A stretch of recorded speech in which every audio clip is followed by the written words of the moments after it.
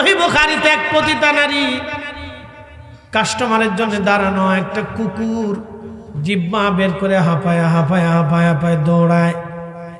কুকুর যখন দৌড়ায় যায়, পতিতা নারীর বড় মায়া লাগলো।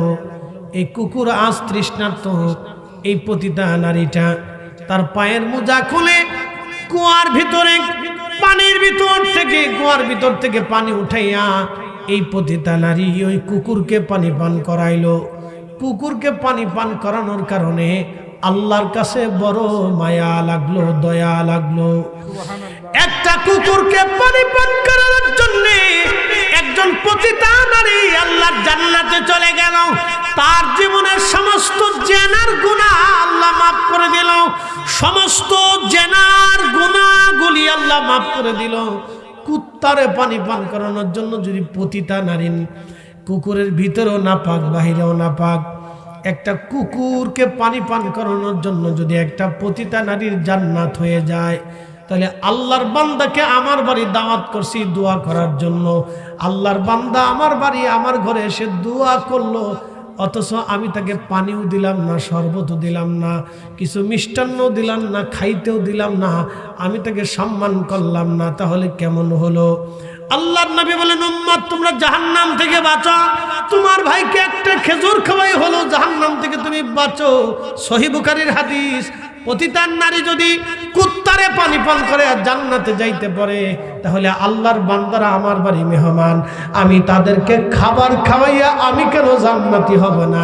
অথচ বেদাতের ট্যাগ মেরে দিছে, ভাইরো বেদাত, ওরে কপাল পুরা, তোর বেদাতের ফতোয়ার গোষ্ঠী কিলাই। আমরা যতদিন বেঁচে থাকবো সুন্নিরা, ততদিন দোয়া করানোর পরে আমাদের সামর্থ্য অনুযায়ী তাবারক আমরা খাওয়াবো।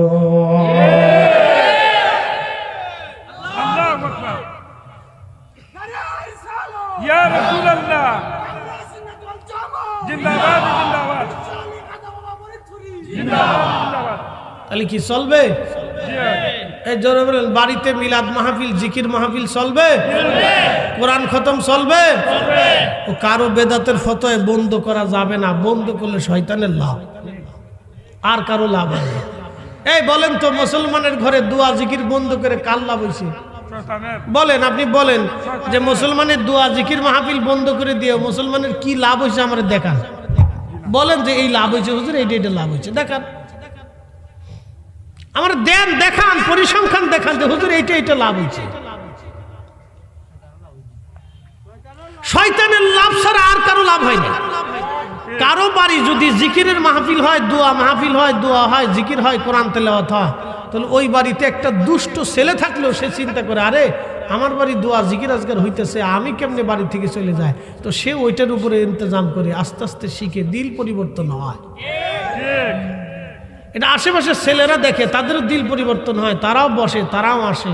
কোন মজলিসে বসার কারণে কার দিল পরিবর্তন হবে আমরা জানি। হযরত ওমর তার ভাই এবং ভগ্নিপতিরে মারতে গিয়েছিল, হত্যা করতে গিয়েছিল, যে মুসলমান হইলি কে? হযরত ওমর যায় যখন কোরআনের তেলাওয়াত শুনলো, তো তেলাওয়াত শোনার সাথে সাথে তার দিলটা নরম হয়ে গেল। আর ওমরের মতো কঠিন হৃদয়ের মানুষের যদি কোরআন তেলাওয়াতের কারণে দিল নরম হতে পারে, তাহলে আমার দেশের মুসলমানের কোরআন তেলাওয়াতের কারণে কেন দিল নরম হবে না? কেন কোরআন তেলাওয়াত বন্ধ হবে? কেন কোরআন খতম মুসলমানের বাড়ি বন্ধ হবে? বুঝলাম না কিছু। এদেশের আলেমদেরকে তো আল্লাহ কোরআন খতম বন্ধ করার জন্য, দোয়া বন্ধ করার জন্য, রসুলের দুরূদ সালাম মিলাদ কিয়াম বন্ধ করার জন্য, মানুষের খাদ্য খাওয়া তাবারক খাওয়ানো বন্ধ করার জন্য আল্লাহ আলেমদেরকে দেশে পাঠাই নাই। আল্লাহ আলেমদেরকে পাঠাইছে পতিতালয় বন্ধ করার জন্য, আল্লাহ আলেমদেরকে পাঠিয়েছে সুদ বন্ধ করার জন্য, আল্লাহ আলেমদেরকে পাঠিয়েছে ঘুষ বন্ধ করার জন্য, আল্লাহ আলেমদেরকে পাঠিয়েছে দুনিয়াতে ন্যায় বিচার প্রতিষ্ঠিত করার জন্য, আল্লাহ আলেমদেরকে পাঠিয়েছে অন্যায় জুলুম সিটারি বাটপারি খুন খারাপি এগুলি বন্ধ করার জন্য। আল্লাহ আলেমদেরকে দোয়া দুরূদ কোরআন খতম এগুলি বন্ধ করার জন্য আল্লাহ আলেম পাঠায় নাই। কথা বল না, এগুলির জন্য আল্লাহ আলেমদেরকে কাজ দেয়।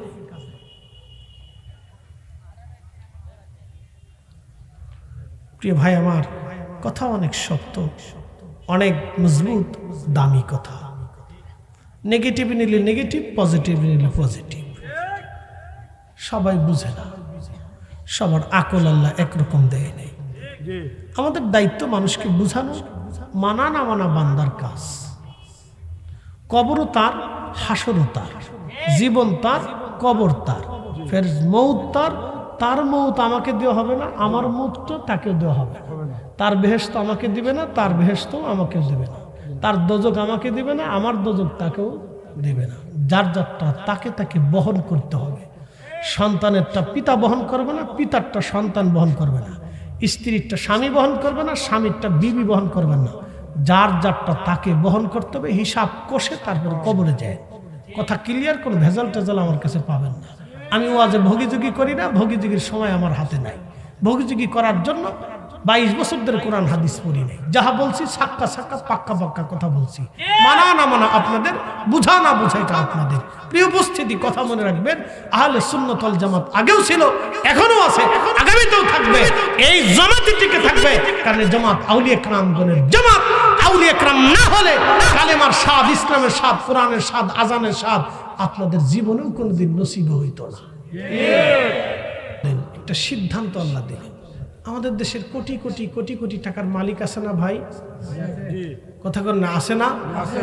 হাজার হাজার কোটি। এই আমার দিকে তাকান, এই বসেন বসেন বসেন, আমরা শেষ করে দিব, বসেন। 12টার পরে আমাদের মাহফিলের সীমানা শেষ হয়ে যায়, বসেন। তারপর আমি জানি 12টায় শেষ হবে না, আরো লম্বা যাবে। বসেন, একটু কথা শোনেন।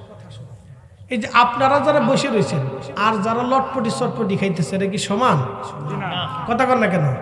এই যে এখন একটা উচিত কথা বলি, কেউ সারপ্রাইজ দিয়ে লটপটি খাইতেছে, সে জানে সে কোন সময় আসবে। সে লাস্টেরটা তবরক সারে ধরার জন্য আসবে। কথা ক্লিয়ার না ভাই? বেজাল বুঝেল বলি নাই, কিন্তু আমি তার উদ্দেশ্য বলে দিলাম, সে তবরক সার পাগল, সে ওয়াজের পাগল। ও তারে শয়তান ওই কিছু লটপটি চটপটি বাদাম চানাচুর ধরাই দিছে, ওই বাড়িতে খুঁচে খুঁচে খেয়ে বেড়াইতেছে।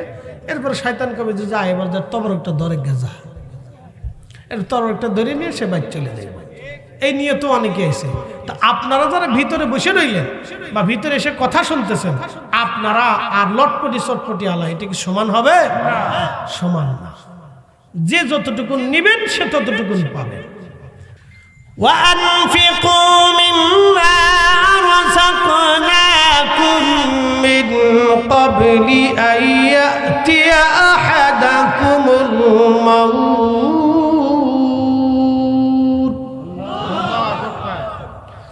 فيقول رب لولا أخرتني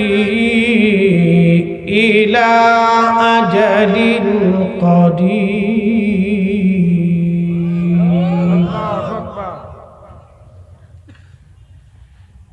إلى أجل قريب فأصدق وأكن من الصالحين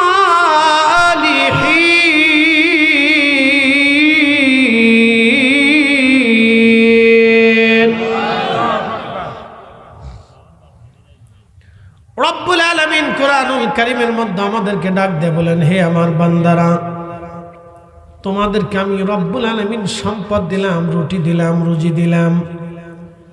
তোমাদের জীবনে যা যা প্রয়োজন আমি আল্লাহ সব দিলাম। সব দিয়ে দেওয়ার পরে বান্দা তুমি কি করবে? আমি আল্লাহর দেওয়া রিজিক থেকে তুমি আল্লাহর পথে ব্যয় করবে, খরচা করবে। যদি করো আমি আল্লাহ তোমাকে বেনিফিট দেব। 1 টাকা দানের বিনিময়ে 70 টাকা দিব। 70 থেকে আমি আল্লাহ 700 গুণ পর্যন্ত বাড়ায় দিব। তোমার অ্যাক্সিডেন্ট, দুর্ঘটনা, বালা, অপমৃত্যু, কঠিন কঠিন রোগ থেকে, তোমার সন্তানের রোগ থেকে, বালা থেকে আমি আল্লাহ তোমাকে বাঁচায় দেব। এরপরে আমি রব্বুল আলামিন যদি আমার পথে তুমি দান না করো, তাহলে তার তোমার কি করুণ পরিণতি হবে সেটাও শুনে নাও।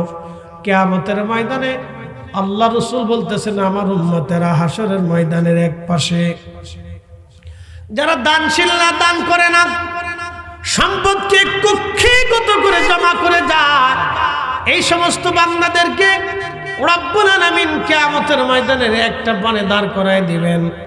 ওই সম্পদগুলি যারা অবৈধভাবে ঘুষ খায়, সুদ খায়, অন্যায় করিয়া, অন্যের জমি মাইরে দিয়া, সরকারি সম্পদ চুরি কইরা যারা কোটি কোটি কোটি কোটি টাকার মালিক হয়ে গেল, রাষ্ট্রের অর্থগুলি চুরি করে, রাষ্ট্রীয় কোষাগার থেকে, বিভিন্ন সেকশন থেকে, বিভিন্ন রাষ্ট্রীয় বিভিন্ন ব্যবস্থাপনা থেকে যারা অর্থ চুরি করলো, টাকা চুরি করে কোটি কোটি টাকার মালিক হয়ে গেল।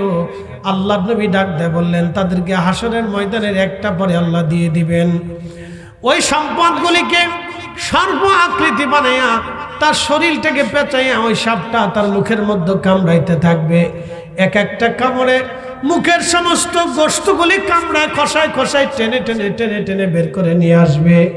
বের করে নিয়ে আসার পরে আবার গোশত হবে, আবার কামড়াবে, আবার গোশত হবে, আবার কামড়াবে। আল্লাহর নবী বলেন উম্মতরে ওই সাপের বিষ এত কঠিন, একবার যদি কামড় দেয় 40 বছর পর্যন্ত সাপের বিষের ক্রিয়া শরীরের মধ্যে কাজ করবে। ওই সাপটা যদি একবার দুনিয়াতে নিঃশ্বাস ছেড়ে দিত, তামাম পৃথিবীর অক্সিজেন ধ্বংস হয়ে যাইত, তামাম পৃথিবীর সমস্ত বাতাস বিষাক্ত হইয়া সমস্ত সৃষ্টি প্রাণীকুলগুলি মারা যাইত, কোনো প্রাণী পৃথিবীতে বেঁচে থাকতো না। আল্লাহ নবী বলেন ওই সাপটা তার কামড়াবে কতদিন?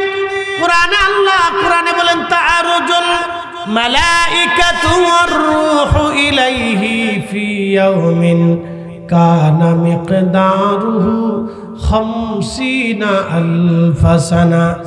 দুনিয়ার 1 সেকেন্ড করে 60 সেকেন্ডে 1 মিনিট, 1 মিনিট করে 60 মিনিট 1 ঘন্টা, 1 ঘন্টা করে 12 ঘন্টায় 24 ঘন্টায় দিন ও রাত, 24 ঘন্টার দিন ও রাতে 365 দিনে একটা বছর, এক বছর করে 50,000 বছর হলে যত বিরাট হয়, হাসরের একটা দিন হবে তত বিরাট।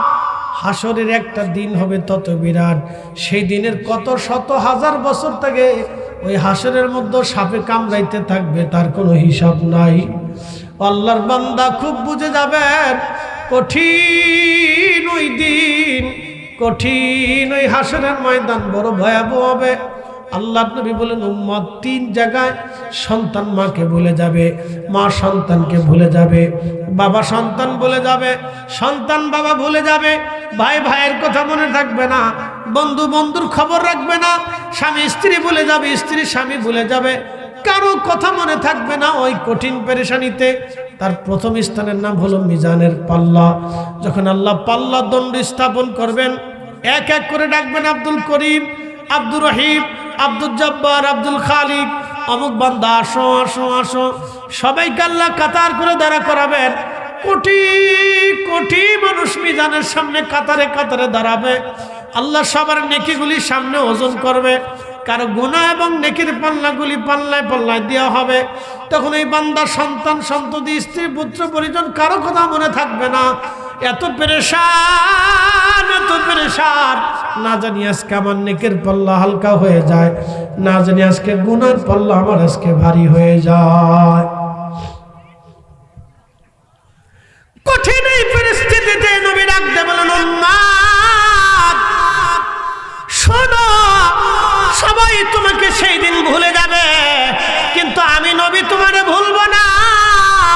আমি ওই মিজানের পাল্লার পাশে দাঁড়ায় থাকবো। আমার উম্মত যাতে জাহান্নামে না যায়, আমি নবী মিজানের পাশে দাঁড়ায় দাঁড়ায় পাহারা দিতে থাকবো।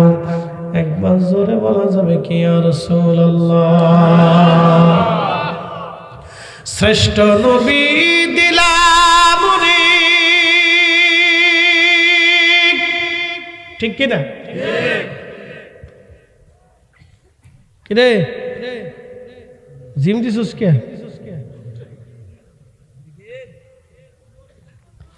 শ্রেষ্ঠ নবী দিলাম রে তরিয়ে নিতে রোজ হাসরে, পথ না ভুলি তাই তো দিলে, পথ না ভুলি তাই তো দিলে, পাক কোরআনের বাণী খুদা তোমার মেহেরবানি।